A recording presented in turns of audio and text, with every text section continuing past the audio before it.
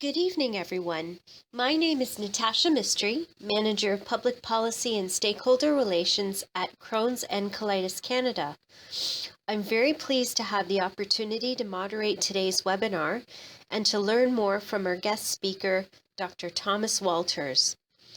I'd like to start by welcoming everyone to the webinar. Today's education webinar is on understanding your choices, subsequent entry biologics, SEBs, and inflammatory bowel disease. It's hosted by Crohn's and Colitis Canada, made possible through grants from AbbVie Corporation and Janssen Incorporated. A link to the recording of tonight's webinar will be emailed to you for future viewing.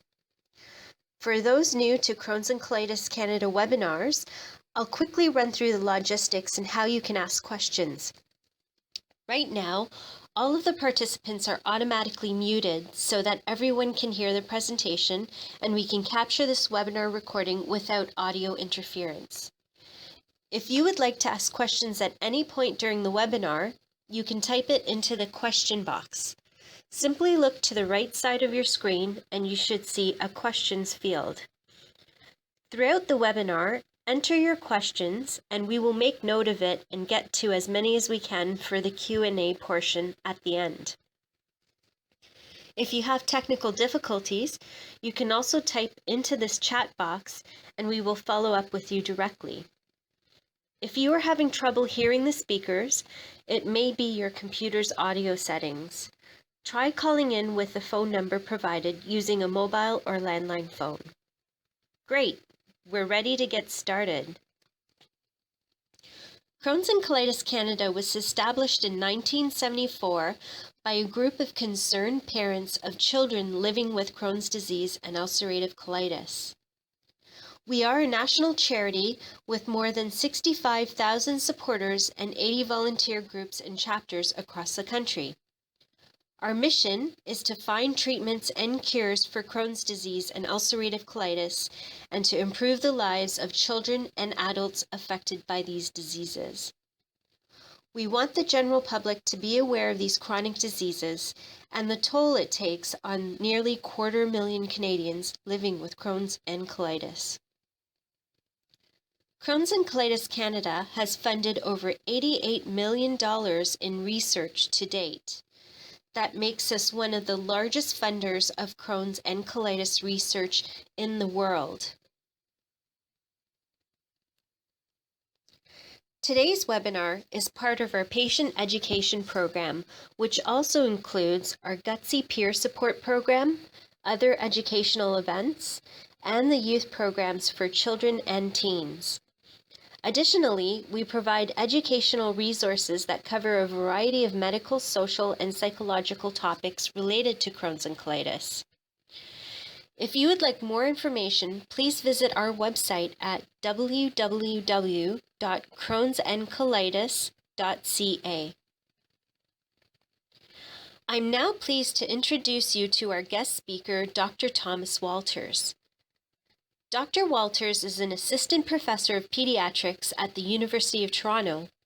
He is a staff pediatric gastroenterologist at Sick Kids Toronto, where he is physician manager of the endoscopy suite, co-director of the Pediatric Inflammatory Bowel Disease Program, and clinical and data management director of the Sick Kids IBD Center. Dr. Walters graduated from medicine at the University of Western Australia and completed his pediatrics training in Perth, Western Australia.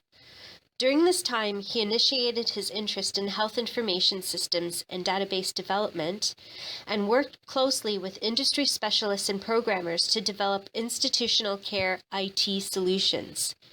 He completed his training in clinical pediatric gastroenterology at the Hospital for Sick Children, University of Toronto, along with an additional fellowship in pediatric inflammatory bowel disease and a postgraduate training in clinical epidemiology, measurement methodology, trial design, genetic, and biostatistics, and was promoted to full faculty position as an academic clinician in 2010. Dr. Walters has a broad range of clinical research interests related to the etiology, Manifestations and Outcomes in Children and Adolescents with IBD. He has extensive experience in developing data management systems and collection platforms, and is the founding director of the Data Coordinating Center for ProKids, a multi-center pediatric IBD research network fully funded by Crohn's and Colitis Foundation of America. NeoPix, an international collaborative originating from Sick Kids Toronto, investigating IBD in the very young. And Image Kids, an international multi-center study developing standardized reporting tools for MI enterography in pediatric IBD. He is also on the 3-person executive committee for PROTECT, a multi-million-dollar multi-center NIH-funded inception cohort study of pediatric ulcerative colitis examining the outcomes of a standardized treatment paradigm.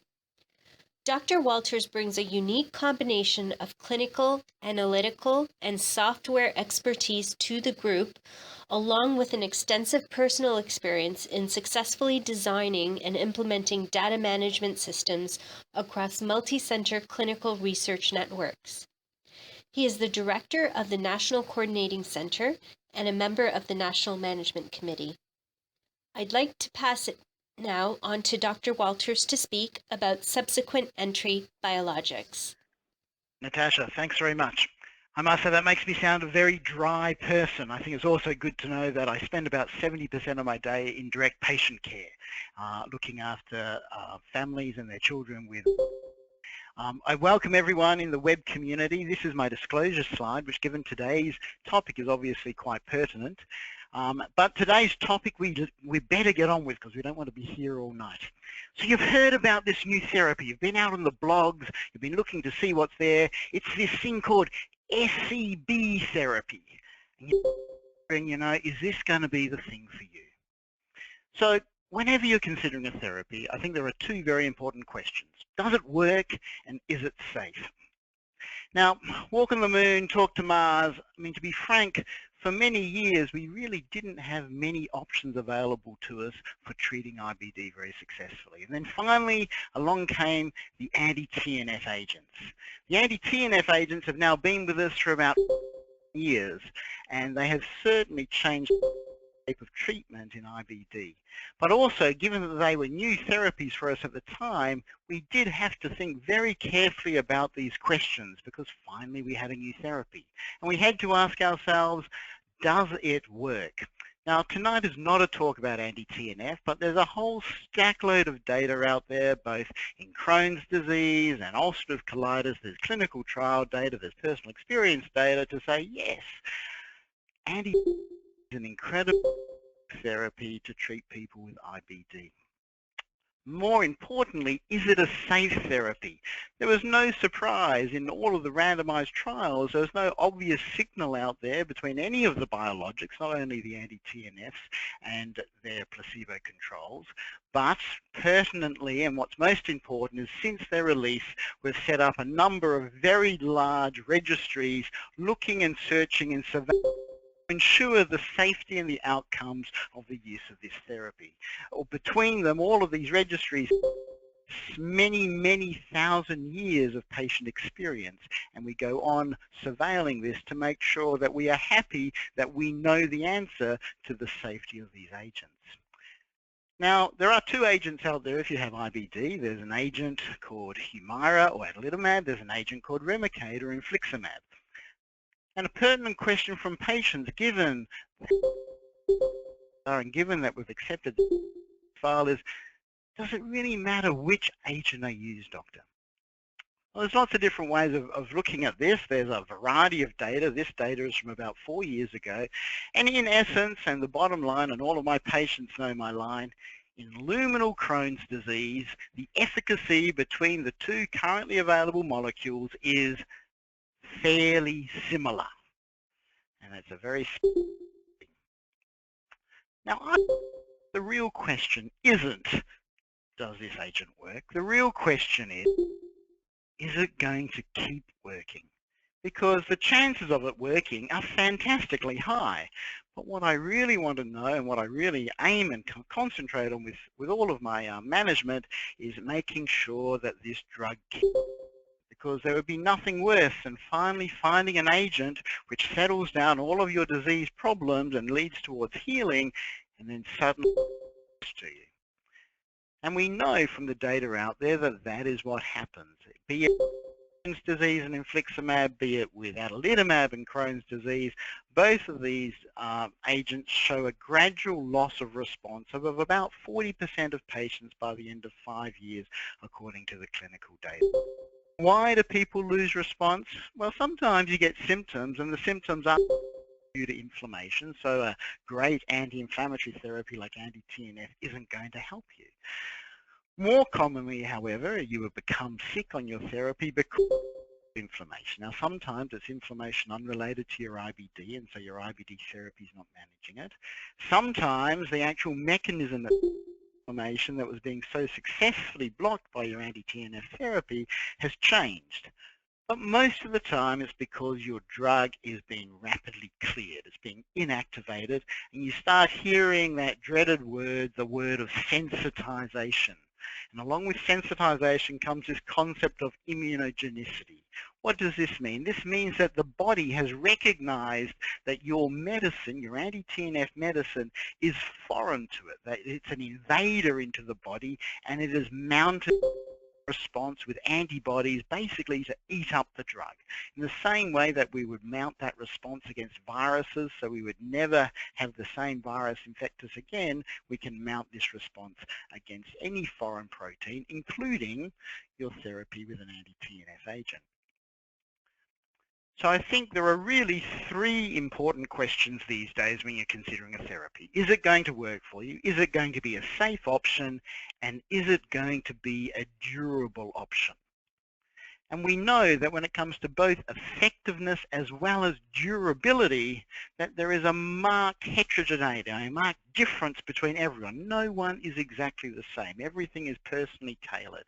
And we know that sometimes we can explain some of this by the sort of disease you have, by your gender, how much disease you have, whether you have your disease, whether you're not. But in general, these are honest to say that most of those differences between patients is at the moment complete. And so in the words of your grandma, she was on the right track. When you're on a good thing, you would do well to stick with it. And that applies to many things in life, including your anti-TNF molecule.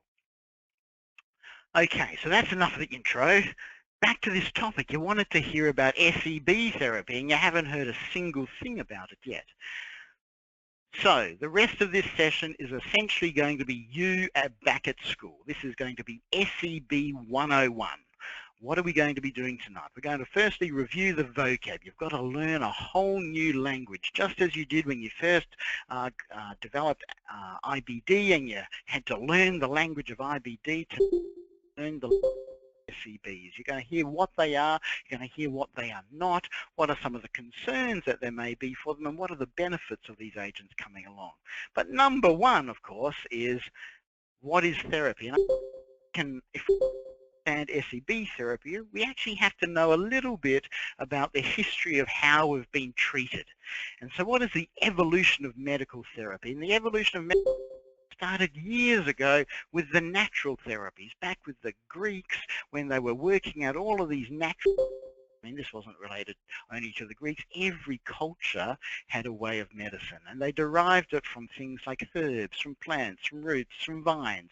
And then along came sort of the age of discovery, so to speak, and in came chemical therapy. And really chemical therapy was where we got to recognize what were some of the active chemicals in those natural compounds, and can we just make the chemical? Can we engineer the chemical to form a medicine? And this is sort of really what most of our medicines are. Now, to confuse us, they started calling these things small molecules. I was confused for years hearing about small molecules. I thought this was some new style of therapy. Small molecules are chemical drugs like aspirin. All the drugs really that you've heard of would be under this umbrella of a chemical therapy. After chemical therapies, however, came along this new wave, a wave that many of you would have heard of the biological therapies.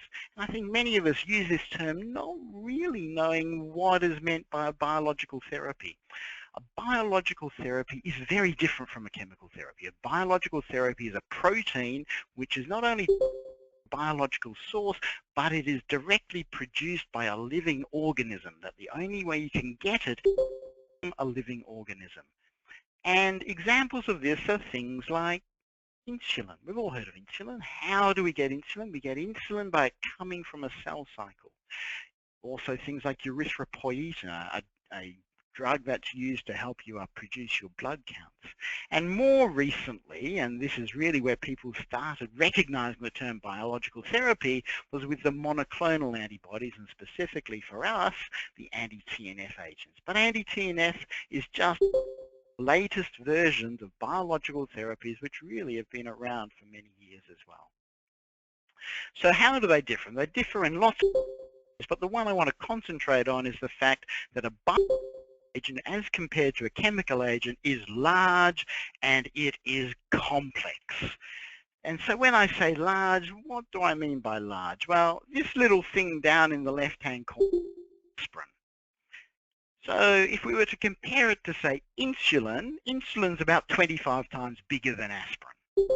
And along comes erythropoietin, which is about 5 times bigger again.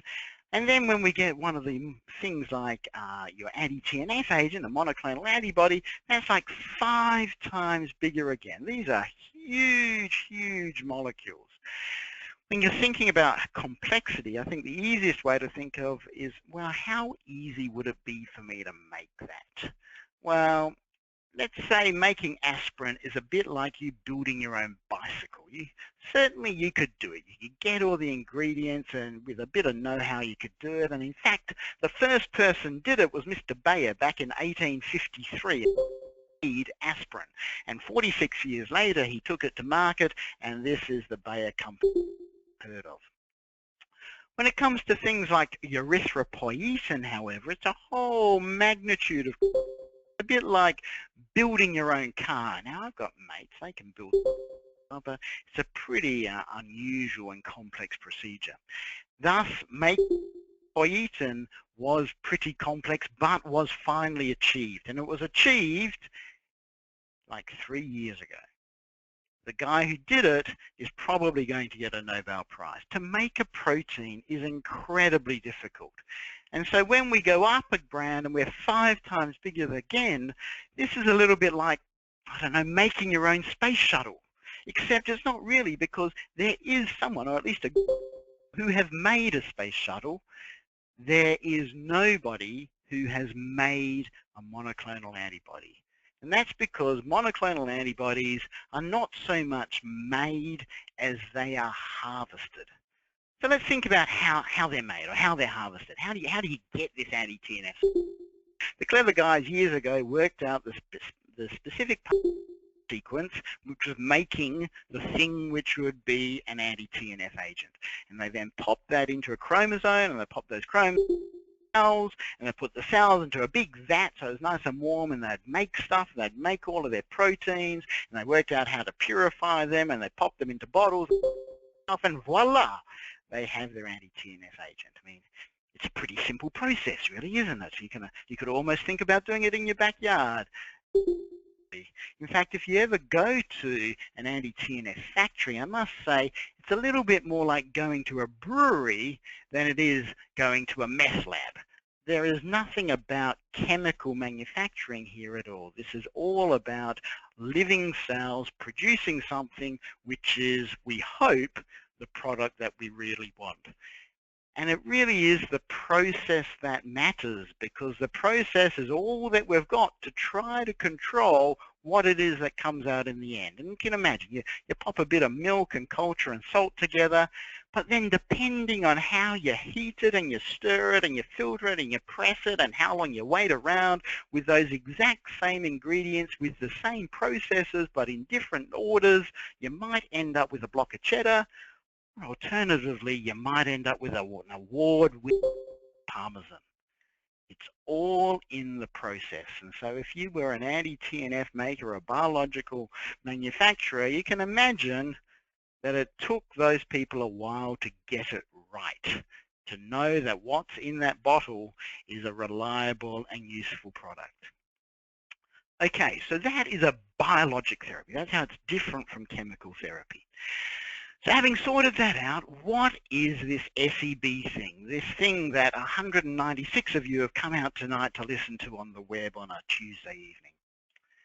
Well, SEB, which really stands for Subsequent Entry Biologic, it's a noun, it's a name, and it's the name that we give an approved new version of an innovative biologic agent once the patent has expired. So important words, it's an approved version, biologic agent that it is a version of has come to the end of its patent. Now, just to confuse you, in the call the colon, the large bowel, the large intestine, these guys have given SEBs umpteen different names. If you are in Europe, you call it a biosimilar.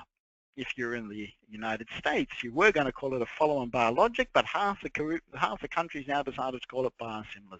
Here in Canada, we call them SEBs, subsequent entry biologics, but all of these things are different names for exactly the same product or concept.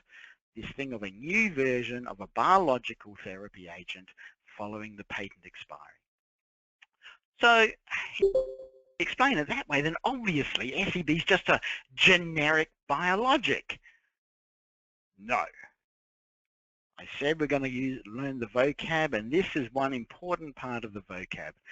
Generics are a word very specific to chemical therapy, and we use them because a generic agent or a generic drug is chemically identical to its innovator or its branded counterpart. If you were to put it under a mass spec, if you were to look at it under crystallography, it would look absolutely exactly, but not an SEB. An SEB is this term which we reserve specifically for using with biologic agents. And in this case, what we're referring to is that the active ingredient, the molecule we're all interested in, is highly similar when you compare it to the reference product, to the product that it is the approved version of. But you can imagine just thinking about that whole process as how a biotherapy agent comes about, that it will be impossible to exactly duplicate the molecule, because there will be differences in the host cell that you put it into, differences in the manufacturing process. And so the SEB says that this product is highly similar to the one that it is a version of. So obviously this is a new thing. Oh, you'd never heard of this term before. Well, no.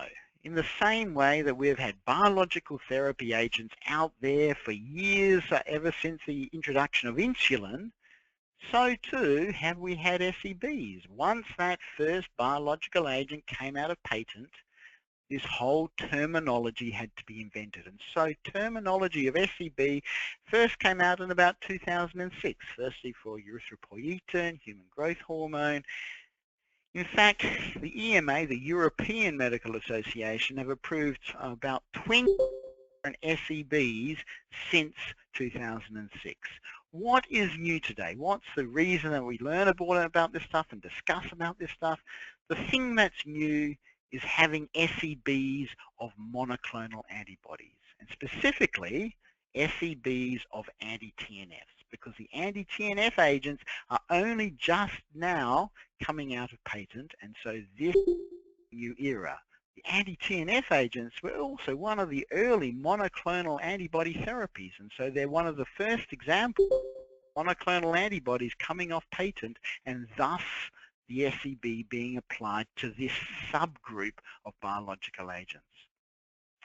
So when you're thinking about making your SEB, where do you start from? Well, in this whole process that I was describing you as the brewery of TNF production, what comes off patent is this thing, this gene sequence, the exact amino acid sequence of what it is that codes for this thing of an anti-TNF.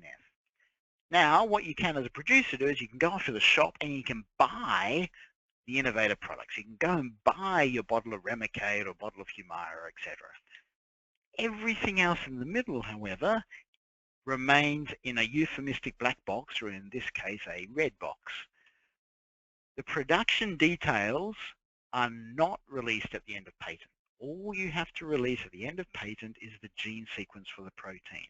And remember, the final product, what you get at the end, is highly dependent on process. Now, life isn't easy for an SEB producer, okay? They still have to generate things like quality, they still have to generate data on safety, and they still have to generate data on efficacy. So you might wonder, what then is different between what the new innovator guy had to do when he brought this new product along versus what an SEB producer has to do when they bring along a version of an already established product? Well, the quality bits are very, very similar.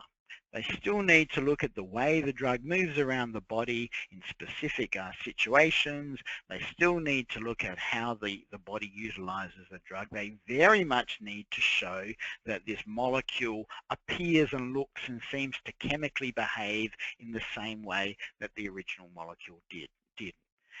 What is different, however, is all the other stuff, specifically all of that work around the clinical and non-clinical trials. And anyone who's been part of a trial, you're part of a phase 1, part of a phase 2, part of a phase 3, you know it's a process of almost 15 years from a drug first appearing to it being ready for the marketplace. That is the bit that is being curtailed for an SEB producer because they're working on the basis that the molecule they have is highly similar to the molecule that has already gone through all of those processes. And so there is an abbreviated clinical program that the SEB manufacturer needs to go through.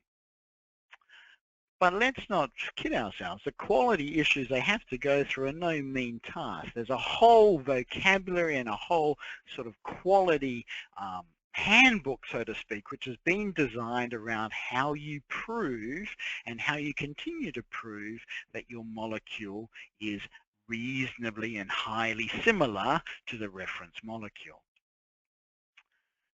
It is important to accept and to recognize that the chances of an approved anti-TNF SEB working will be similar to the reference product, i.e. the efficacy will be similar to the product that they are a highly similar version of. I started today with this discussion of completely different molecules, adalimumab and infliximab, Humira and Remicade, and that their efficacy is also fairly similar. So it's not really any surprise that a SEB for a particular molecule would have fairly similar efficacy. But the final complex protein structure cannot be identical. It's impossible for it to be absolutely identical. And because of that, difference may lead to differences in the way the drug moves around the body. It may lead to differences in the way the body responds to the presence of that drug or genicity of that protein structure that's been made. These things have to be tested in certain limited situations. However, through the whole gamut in the places where these drugs may be exposed, there may be differences that would have been unanticipated. Certainly the production environment, about how much moisture is around, what the temperature is, that's certain to be different in the SEB situation compared to the innovator situation. And thus, these differences may lead to differences in impurities, and the impurities themselves may then lead to differences in the way the body's immune response responds and the immunogenicity of the agent that you eventually receive at the end of your infusion and your injection. And remember, I really wasn't concerned about the efficacy of these agents at all. I think that's a bit of a slam dunk. What I said is the most important is whether your agent's going to keep working. And remembering that the thing that drove the chances of that happening is this concept of sensitization or immunogenicity. And so we have to be well aware of this concept and up to date on this concept of immunogenicity when it comes to the concept of SEBs. And there will be product-related factors such as structural alterations which could affect immunogenicity, and production-related and contaminants could affect immunogenicity. And very deliberate use of the words may and could. These are possibilities. Are they certainties? Absolutely not. But these are possibilities. Now, SEBs, like I said, they've been around for like a decade, and suddenly today there's this big fuss about SEBs and SEBs being introduced into the marketplace. Why the fuss now? Well, the thing is, yes, we've had SEBs, but we've had SEBs for insulin, for erythropoietin. What is different now is the complexity and size of what we're trying to make similar molecules of has increased exponentially. And we already know when these agents are used, because they're not only used in IBD, they're used in arthritis, they're used in psoriasis, they're used in angst. We know when using the same drug for different diseases that the antibody response, this immunogenicity concept, is different between these diseases. Now, it's different for lots of reasons. It's different because different drugs happen. It's different because different doses are given at the same time. Lots of things are different, but there is a very palpable difference in immunogenicity of the drug within these different diseases. And so we need to think of some production considerations, and we need to also keep in mind that practice does make perfect. Your granny's sort of getting a bit of a prime spot here tonight. In essence, when it comes to biologics, not every Palmer's a medal winner. And each, like I said, is a bit like a brewery rather batch of biologic therapy that comes out has to be individually tested because there can be variation and you need to keep those within their own quality control. These complexities, as we worry about, could obviously give us differences between the innovator and the SEB. And so whilst they may both be highly similar to each other, they may not be completely identical, and these differences may be a problem.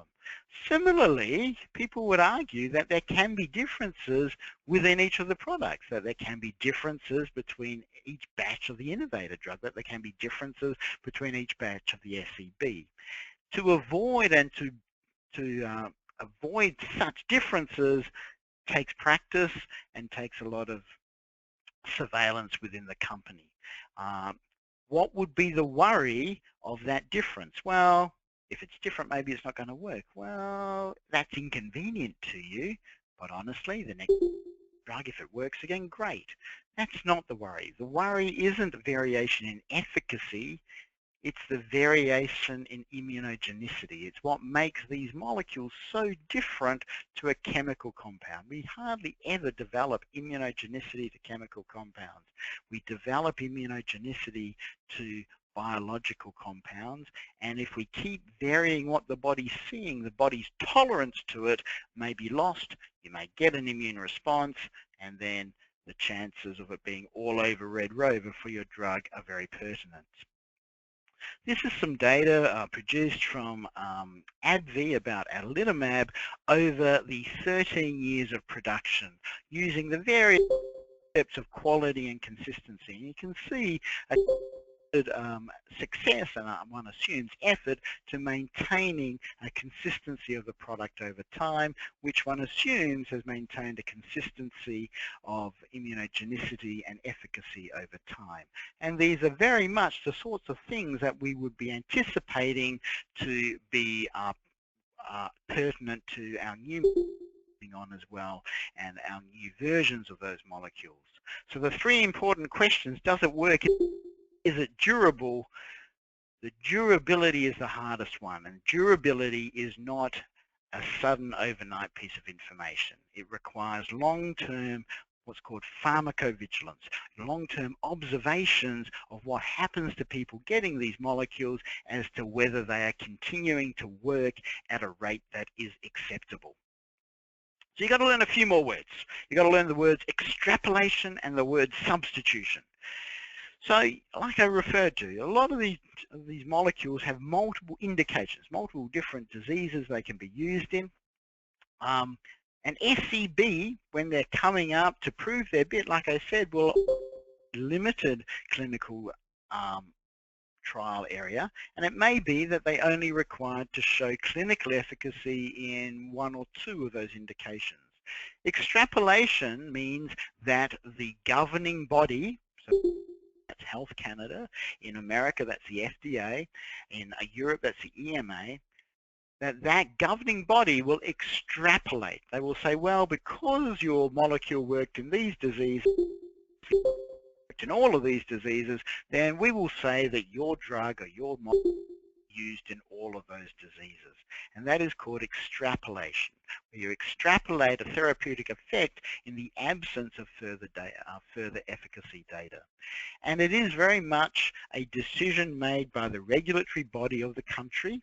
You can see that there is not consensus across what's extrapolable, and notably you'll see Canada is the outlier here, and notably they did not extrapolate into the area of IBD.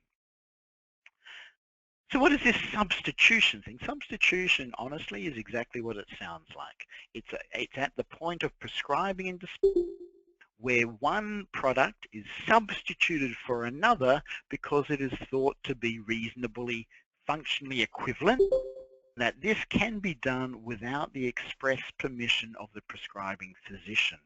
Anyone who has had a PPI, say their lansoprazole,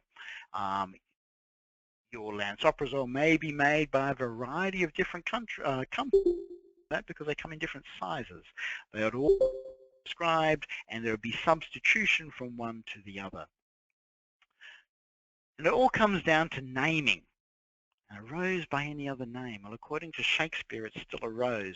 But does that apply to your biological molecule? All therapeutic agents will have an INN, an international non-proprietary name. This is the name that we all grew up with because we knew that that was the name applied to all these things that were the same. So acetylsalicylic acid, Advil, it's ibuprofen, Humira is adalimumab, Remicade, infliximab.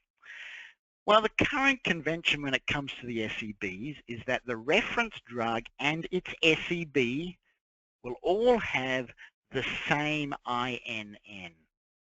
So it would mean that the SEBs are for Remicade, Inflectra, and Remsima.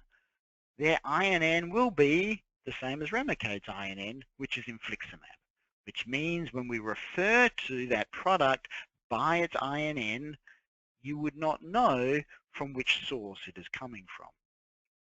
And this isn't just an infliximab issue. This is a list of all the different biological compounds you may have heard of and the umpteen SEBs or biosimilars which are currently in the pipeline. And notably the FDA, which have been holding out for a wee while, has come up with a decision just in February which essentially has said the go-ahead for SEBs in the US. And so the INN, the unique brand name, is an important concept. Canada has demanded that every product will have a unique brand name, but at the moment are still going with this INN convention that they will all be called the same molecular compound name. By keeping a unique name, it means your doctor, your pharmacist, can easily distinguish exactly which biological therapy you're getting. It helps to correctly prescribe and distribute these biological compounds between people where, for instance, here in Canada, IBD is not approved for Remsima, but psoriatic arthritis is, and to ensure that the right products go to the right people. And most importantly, you have to know what's being given if you're going to do this pharmacovigilance, which I alluded to as being so important. So, has an SEB come to Canada? Yes, it has, as you would guess. just said. Has an SEB come for Canadian patients with IBD? Answer is no. There is no SEB at the moment for anti-TNF that is approved for in patients with IBD. Inflectra and Rencema, and Inflectra is really the only one on the marketplace, has been approved for rheumatoid arthritis, Angst-Spohn, psoriatic arthritis, and psoriasis, with the latter two being granted without any published clinical trials, this concept of extrapolation. However, these agents certainly can and probably will come along. And so once they are approved, when they are approved, where would you encounter them? Well, really, there's two places.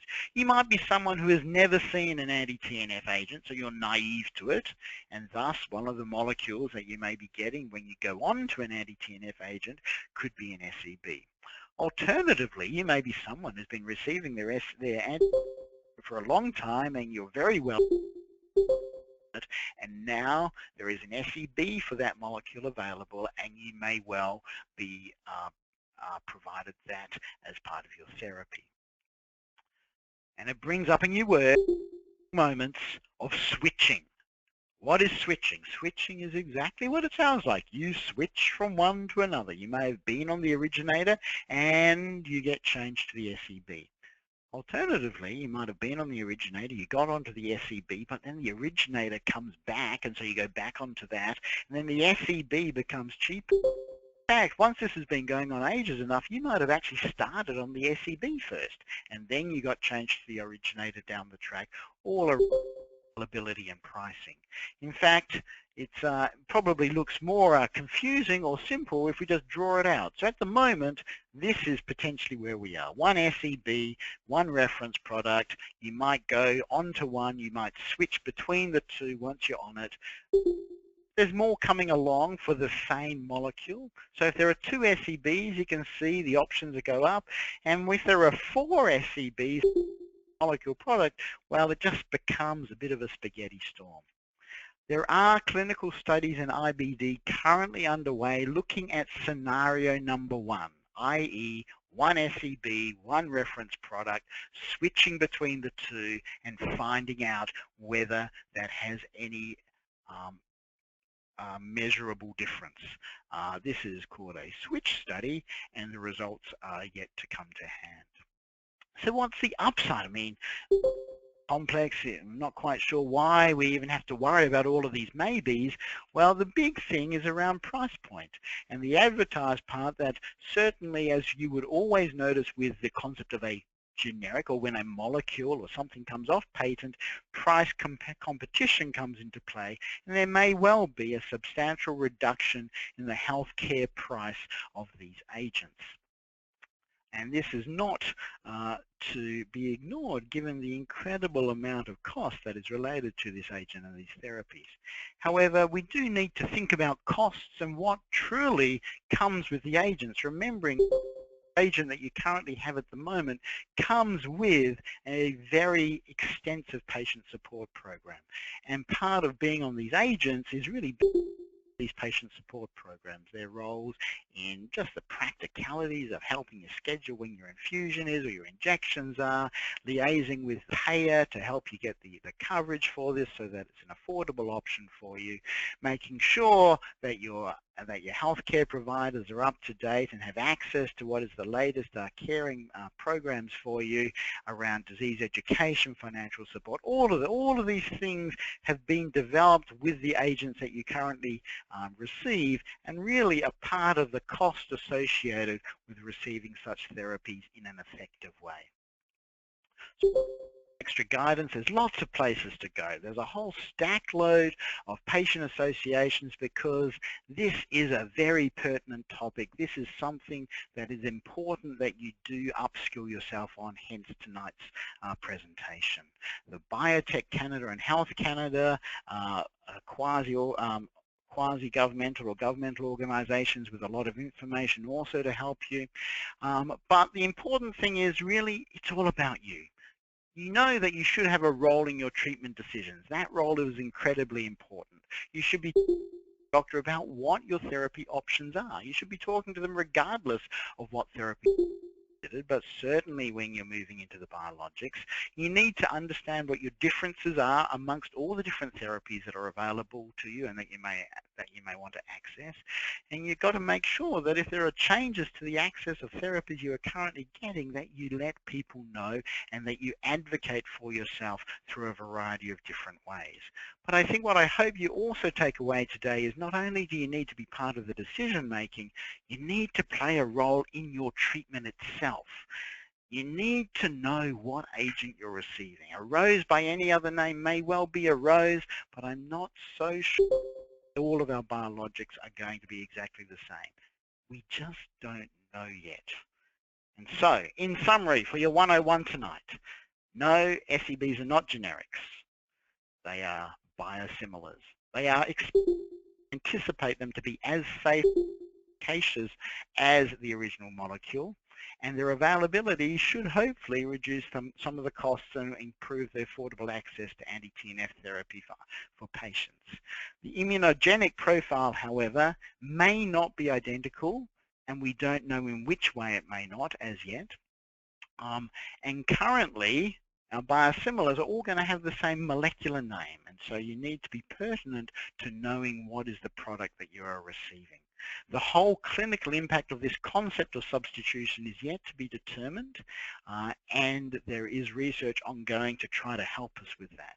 But pharmacovigilance is going to be important, and my bottom line for you tonight, always ensure that you know what you get. This is your body, this is your treatment, you are part of all of it. Thank you for your time, and I think Natasha will be taking questions. Thank you, Dr. Walters. That was really a very informative session for us. Now, just keeping time in mind, we are going to move over to the question and answer period. We'll now open the floor to any questions you may have for our speaker. Just as a reminder, please type in your questions into the question text box that is found to the right of your screen, and we will go through questions as we can through these next 10 to 15 minutes. Okay, so Dr. Walters, one of the first questions that has come up here is, what does research say about taking Asacol and Imuran with a biologic such as Humira? Is there any value in continuing medications once a biologic is started? Excellent question, and certainly for whoever asked it, it's a very pertinent one to be discussing with your own physician. My attitude on these is all of these drugs have different mechanisms, and they have different ways they can help. As you know, the immunomodulators like Imuran, they're one way of actually treating your IBD, but they're also a way of down-regulating some of your own immune response. And so if you're on a biologic, one, I said you may have different mechanisms, so the addition of your Imuran may help work on a bit of your IBD that the anti-TNF can't, but also importantly, if you happen to have a period where your anti-TNF levels are low and then you get re-exposed, which is the setup for you getting sensitized, your immunomodulator is your safety blanket to reduce the chance of you sensitizing. Okay. Modulator like Imuran is playing sort of two roles. One, it's trying to additionally treat your disease. Two, it's trying to protect you against sensitizing and losing the effectiveness of your antibody. Depending on what your disease, depending on what stage you are in, depends then on the importance of that dual therapy. Similarly with the 5A. If you have a drug which is completely effective and you can do it with one agent, then it sort of makes sense to stay with one agent. If you find that, yeah, say the anti-TNF is great for you, but you're part of that percentage who are not perfect on it, the addition of some 5-ASA sometimes can bring you over the mark and can treat a different part of your disease to get you to the goal. The goal is complete mucosal healing, complete symptom control. Whatever it takes to get there, I think, is a reasonable avenue. And so yes, all of these things could be done at once. Sometimes it makes sense only to have one agent. It's always pertinent to be asking your physician around how to try to minimize your therapy exposures, but do so in a way that maximizes your chance of healing and long-term success. Thank you, Dr. Walters. We do have several questions flooding in right now. The second question for you, can an agent be switched without patient or parent consent? Very good question. So it comes down to this concept of substitution, and the substitution rule does come down to the Health Canada regulations. And so it depends a little bit on where your province is. It can also concept of who the payer is. There was a word I didn't talk about, which was interchangeability, and that again is a regulatory change. It is possible that your pharmacist, and remembering too that none of this is approved for IBD, so it wouldn't apply to anyone with IBD at the moment. It is possible that if you are someone with psoriasis and your doctor has prescribed infliximab, that you may get Remicade, get in Inflectra or Remsira, and you wouldn't necessarily be told. What you would notice, however, is the name on the box. So my understanding is that if substitution is allowed, that you wouldn't necessarily be actively told. Some places arrange it such that you have the option, and I understand in some provinces that sometimes that is couched in the terms of different payment mechanisms. Again, the important thing is to advocate, to be aware, and to discuss with your provider, to discuss with your physician, to discuss with your patient group when you notice these things happening. And to not take it necessarily as a fait accompli that this is how it has to be. Thank you. I'd also like to add to that, Crohn's and Colitis Canada really encourages their patient groups. We tell governments we do a lot of advocacy work to make sure that agents are not switched without patient or parent consent. We do advocate this to local governments, and if you are a concerned patient, we do encourage out to your local government official and let them know what your thoughts are, that we really truly believe that the patient together with their doctor should be making these decisions. Okay, so moving on to the next question. Really good question here. If you have become sensitized to the innovator biologic, could SEBs be different enough that you wouldn't be sensitized to taking them? I love that question, because it's the scenario I put up at a lot of physician meetings, that if we're going to get all so excited about this potential difference in immunogenicity, then are we going to say that in fact it might be so immunogenically different that it might be a second option for when you're sensitized. My gut feeling is I suspect it won't be. I suspect that there will be enough cross-reaction, and I think that the immunogenic response, once it happens, is relatively diffuse, that I think it will probably carry on to an SEB. But all of this, we really don't know yet. And certainly it would be something that, put in the situation, you may well try, have sensitized to all available anti-TNF agents, and you need to stay within the anti-TNF spectrum. So yeah, it's a good question. The answer is we don't know. I put it forward as a possibility, but I think it's in the realms of possibility rather than probability.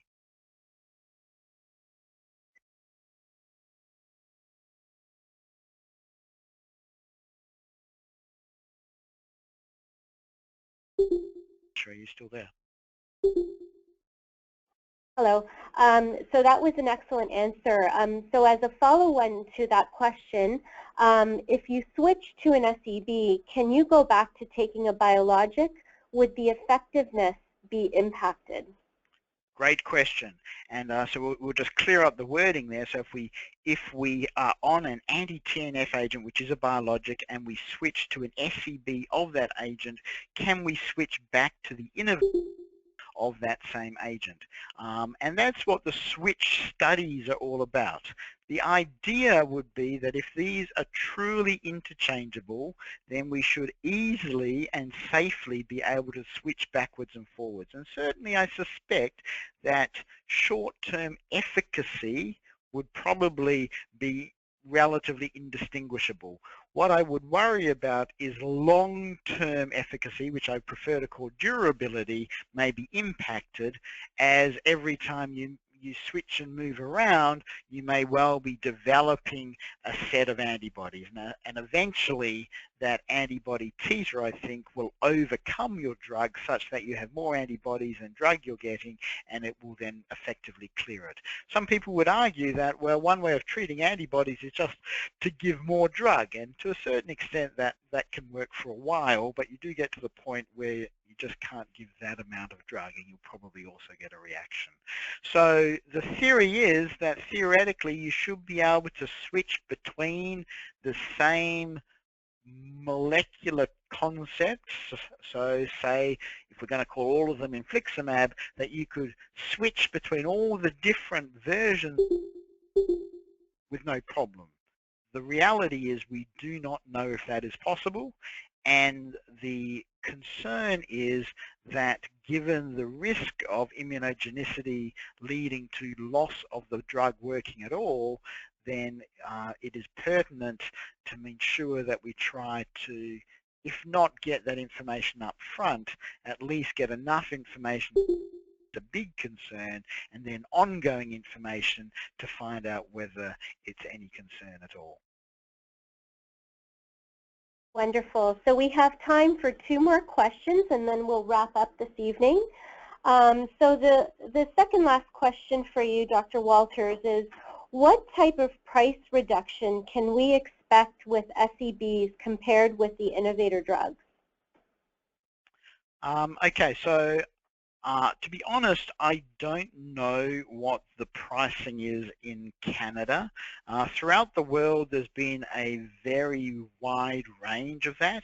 The most common quoted number is in the realm of about 30%, but it varies anywhere from substantially more than that to substantially less than that.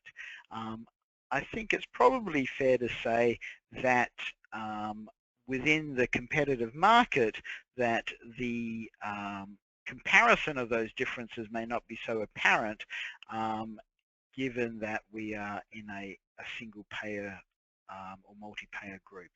So the advertised number that we hear about is sort of 20 to 30%. I'm not actually sure what the number is, and I'm not sure it's been well advertised. The whole way drugs are priced when it comes down to your third-party payer paying is, I've discovered, way more complex than I ever thought it was. And there is a substantive difference, but I'm not sure how large. Sorry, I can't be more precise. Thank you, thank you. And our final question of the evening, when one develops antibodies to one biologic, is it possible to develop antibodies to another biologic agent? Good. So the question there sort of, I think, alludes to the idea that if you are on an anti-TNF such as infliximab and you develop antibodies to it, then would you also have antibodies to another anti-TNF but different molecule like adalimumab? And we do know that the chances of your second biologic working, so your second anti-TNF agent working, are not the same as the chances of your first one working. although you've proven yourself to be someone who responds to anti-TNF. So one has to assume that there must be some level of cross-reaction. And I certainly remember when we first started measuring levels, we used to send off blood tests to a company, and we would be asking about antibodies to one of the agents, and in fact they'll be running the assay for the original agent, but reporting on those antibodies. So there is a degree of cross-reactivity, but not so much that we don't have a reasonable hope that if you develop antibodies to one molecule within the anti-TNF, that you will not be immediately sensitized to a different molecule within the same anti-TNF family. The important thing to remember is that an SEB is meant to be a highly similar molecule, and so we would consider it more in the realm of being the same molecule. We would assume that if you develop sensitizing antibodies to one example of that molecule, that it is almost certain that you would have neutralizing antibodies to all of the examples of that molecule. If you could say develop antibodies to infliximab, and where however many years in the future be for adalimumab, then no, I don't think that you would have antibodies to the SEB of adalimumab, but I think you probably would be neutralizing to the SEBs of infliximab.